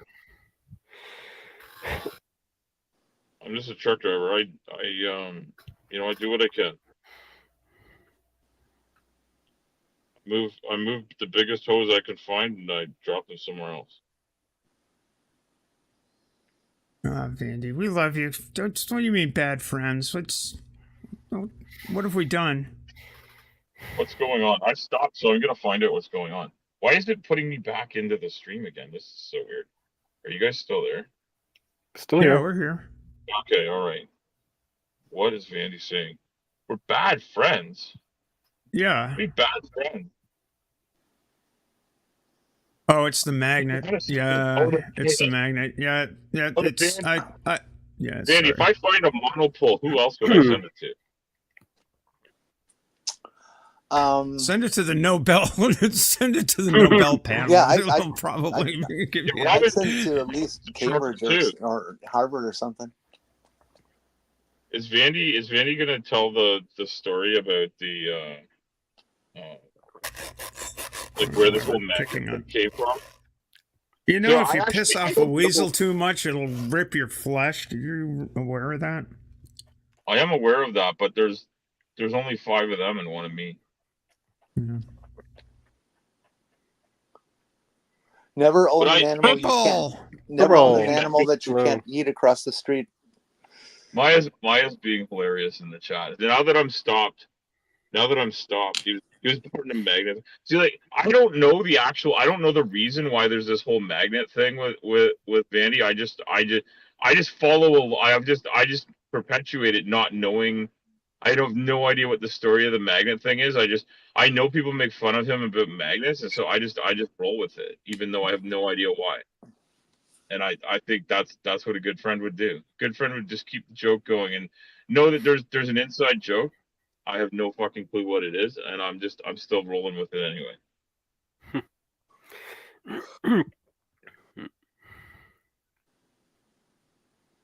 Yeah. Oh, it's about his flurf addiction. Oh, I don't need to. I know he's got a flurf problem. I'm trying to get him to join a 14-step program. But the first 2 steps are 14 steps. Can you think? 14 steps. The first 2 steps are explaining magnets. Oh. There's 2 poles. There's 2 poles on a magnet. Magnetic fields are effing cool. Yeah. I'm gonna call Dr. Top up and see if he knows a physicist that understands magnets, so that I can then get them to come on my show and talk about it. Well, as long as it's not 13 steps, that has other implications. Yeah, because people have triskaidekaphobia or whatever. Is that what it's called? Triskaidekaphobia. The fear of the number 13. I thought that was the fear of Triscuit crackers. Okay. Well, while you're at it, just go to Japan and do a 4-step program. There's a woman, Pat Stadell, owned a Netchels, and its hull number was 1313, and she named it Triskaidekaphobia, which is good move. If you don't get what I was saying is number 4 is an unlucky number like number 13 is, but in Japan.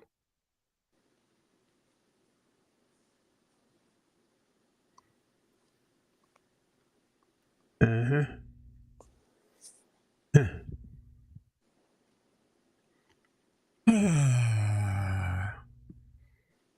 Okay, so you're going to do Christmas trees next, is that right, Mage? Yes. Switcher? Actually, I'll probably have to get out of here in a minute and start getting ready.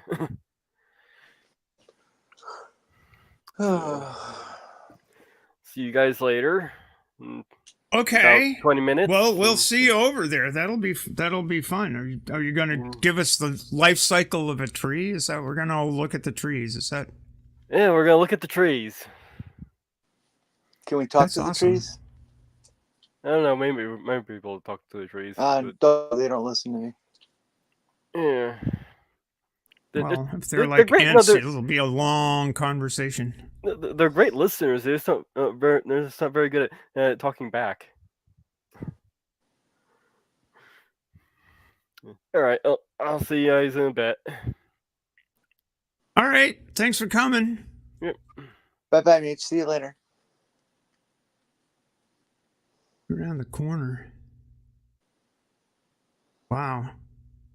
Crystal's got, I don't even know if I can say hexaconta-hexaphobia. The fear of the number 666. Can you show me the word? I'll pronounce it. It's in chat. It's Oh, okay. Let's see here. yeah, it's up a little bit. Triskaidekaphobia. That's 13, and the other one is oh,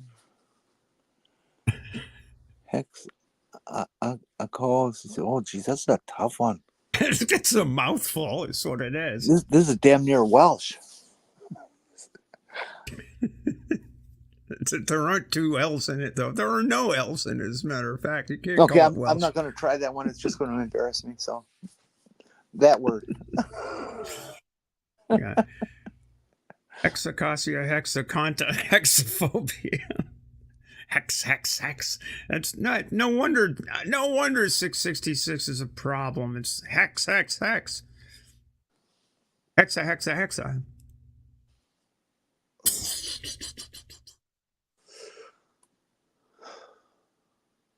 The Packers are leading 14-3 after the first quarter. How are the Packers doing this year? Crappy. But that's all right. It's a rebuilding year. They actually are one of the wild cards, and they could get into the playoffs yet. We'll see how it goes. Okay. Well, the New England Football Patriots kind of stunk up the stadium this year, I think. Not that great. Yeah, well, it was about time. They deserve it. You need to recall all the years of really sucking. So they had a good run Tom for a Brady while. gave me my heart attack. He did. Yeah. I had my heart attack on the evening of the Super Bowl, where they were playing the Packers and it just wasn't going well, and so I got upset and. Oh, I see. Yikes.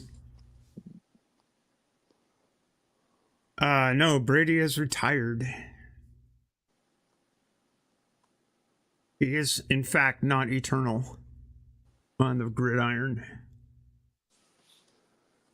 Well, you never know. He might come back next year.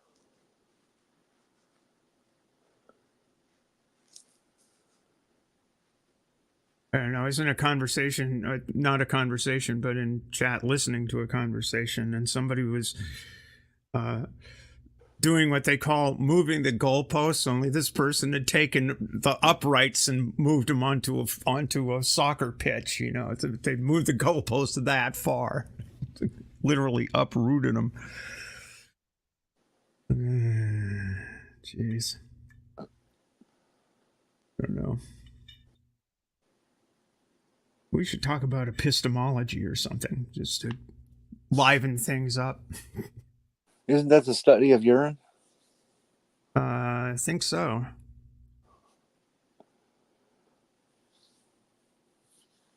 I honestly don't know what epistemology is, so you can educate me here.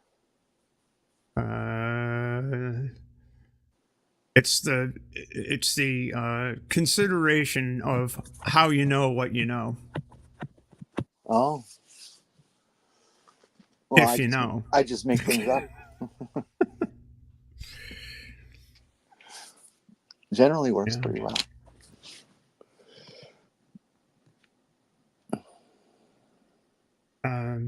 We could study urine better if there were more P mics. I think that's probably true. It's always best not to question doorknob head.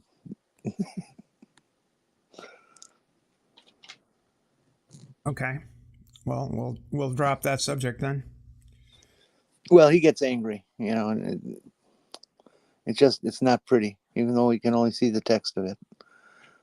Well, I think you'd want to be careful opening doors if doorknob head is around, because you might hit someone in the head with the doorknob or something. I don't know.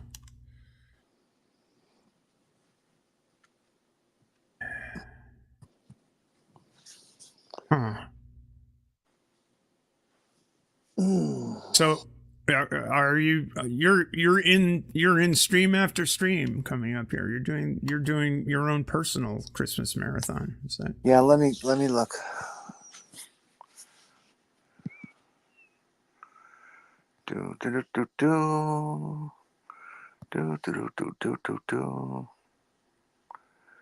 Let's see, that would be the first one.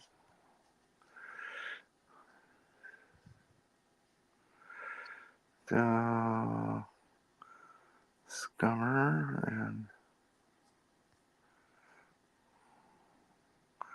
Stephanie, and then the fuck is this? Get the hell out of my screen. Yeah, get off my screen. Shut the fuck up. We might have to play that again just cause. You know, our sponsor, Darth Dawkins.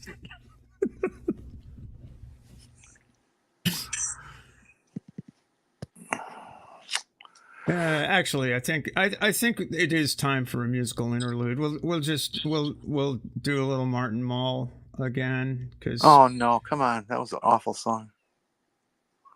You thought it was awful? Yeah, it was. Jeez. It really disappointed me. I thought Martin was better than that. Okay, I got Mage, then Beck, then Kentucky Atheist. Nice. And then I was going to try to hook up with Slim, but I understand he canceled and someone else is taking his slot, so I might have to be on that. I see. Anyways, it looks like I'm busy all the way to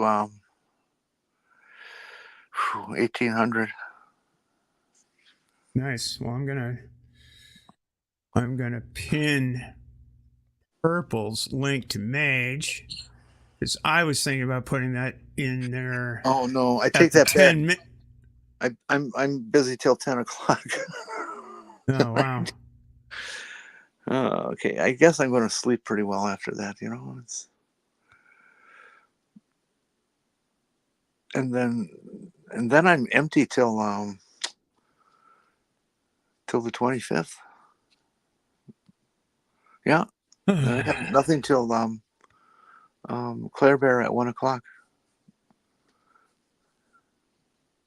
Nice.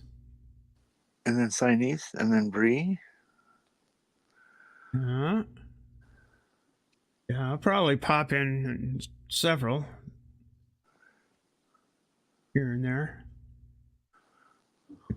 Share. Okay. I don't know why I could.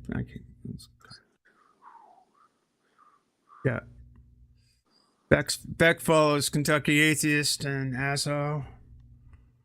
I put a link to the playlist for folks if they wanted to, follow along. But I'm about to put the link to Mage's stream and pin it.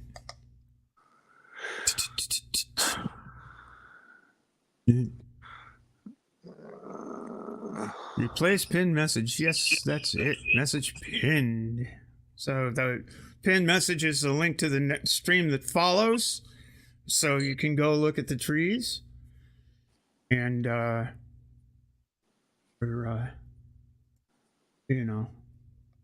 I don't know. This may send. Well, I'll just save it for. I'll just save it for the outro. I'll save Martin for the outro. Purple, I appreciate your concern, but well, F you. You know. Back when I was a kid, and when I was working at the 24-hour, 7-day a week, 365 hotline, a crisis intervention hotline, and drug resource center, we would work 48-hour shifts sometimes because we didn't have enough volunteers. Wow. We'd have to take breaks and go outside and elevate ourselves. Yeah. Weren't allowed to do that in the building. It was a hospital after all. Indeed.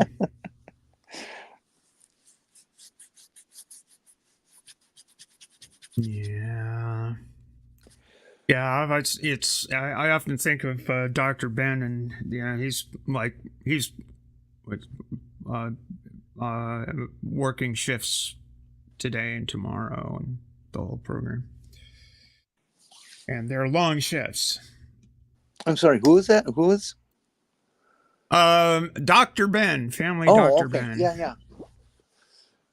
He's hard at work. Boy, he really gets a lot of idiots harassing him online for being a doctor. All these amateurs think they know shit.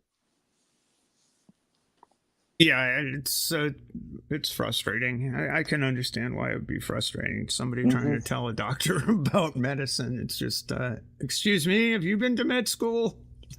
Well, that's the big annoying thing that happens on TikTok in these live panel chats. People can come up and be live right with the panelists and ask questions directly and stuff like that. And these people get up,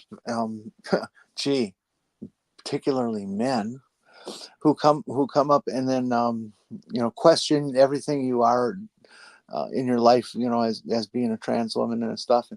And then you ask them the question, well, when did you first start noticing trans people? Oh, well, I first heard about them like 3 years ago. Oh, 3 whole years you've been knowing about this. And how many books have you read? Oh, none. Oh, yeah, you're an expert. Sure. Shut the fuck up. It's so annoying. And they're stuck on it. They really think they know this shit. And it's like, dude, you've been lied to by politicians. I can show you the documentation of how they made up the lies, and when they were going to deliver them, and they did, and you got them. Yeah, and even who's paying for them.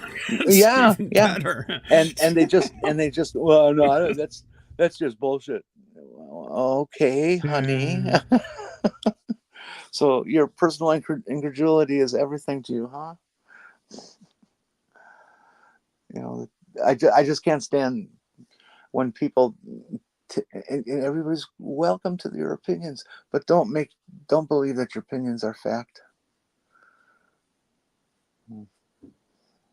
Yeah, well, it is curious. I just assume not ever have to talk about it again, but Whoops, there's a penalty flag. No, I don't mind talking about it. It just happens to be the topic du jour. Just leave us the fuck alone and be rather nice. If you know what I mean. But yeah. But I'll be on Thursday. Coming up on Thursday, I'll be on the Transatlantic Call-In Show with Arden, talking about it, talking with the folks. Want to call in, ask questions. Like, yeah.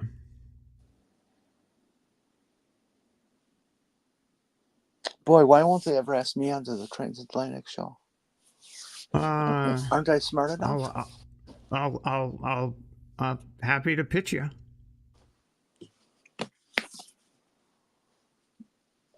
Drop Arden a line.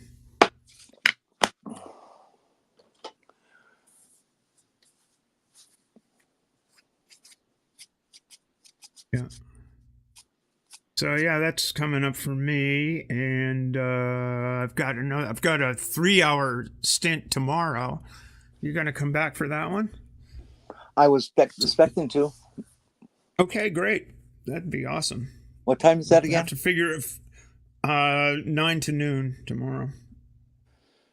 Oh, I'm gonna have to sleep tonight somehow or another. Like I said, I was up till 3 o'clock in the morning. let's see. Tomorrow. It took me a while to get the coffee's beginning to kick in at this point in time, so I'm beginning to be able to see straight. Oh my gosh, I don't have you on my list. Sorry, let me correct that right now. That's the day, and you said, let's see, Marat.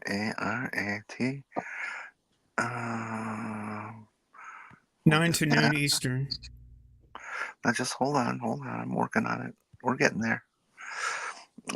Let's see. Your name is Stephanie, right?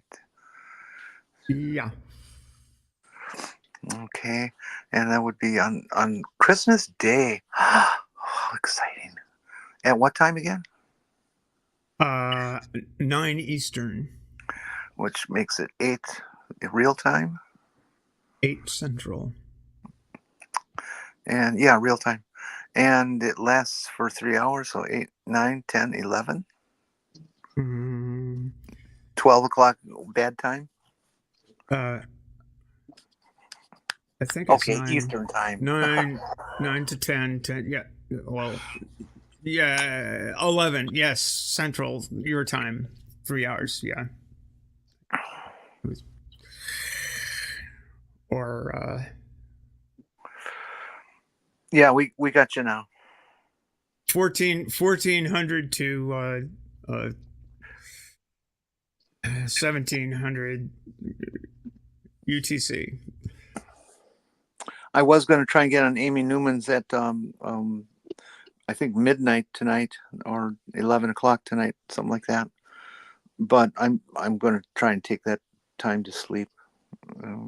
But then I'm on Claire at 1, Sinise at 6, you at 8, Bree at 1, Godless Granny at 3, and Slim Sideberg, but I don't know what's going on with that. And then Almost Doctor at 1900, and I haven't spoken with him either, so I might be not working after 5 o'clock. That'd be fine. Yeah, there you go. Al, what have you got coming up? We've got coming up on 2 minutes to go to head on over to. If I get enough subscribers, I can send you all there. You have to subscribe to the channel. Right. I'm gonna pitch that. Come on now. Get your. Subscribe to Stephanie as many times as it'll let you, and lick the button an odd number of times. Doesn't matter how many times you like it, just do it an odd number of times and it'll work out. Yeah, you know what? I promised myself that I would write another terrible song this weekend. And I almost got inspired earlier in the week, but it hasn't happened yet. I don't know what's going to happen with me streaming because of all the different things we have to do. But if there's a hole and I'm awake and ready to do it, I'm going to jump in and do it. And thank you for letting me come and be a terrible part of your wonderful stream. Are you kidding? You provided all sorts of entertainment. You and everything rolling around the back of your car. Yeah, no, this is what I do. I'm the chat of the chat. Awesome. Yeah, you're I'm fine. Try to let it go. I'm gonna try to let it go. The talking over me thing, we can work that out, or I'll come and rip your tongue out and beat you at the bloody end. Thank you, Jen. Appreciate it. I don't mean to This calls for the elephant. The elephant is now in the room. Don't overtalk Jenny, or you'll have.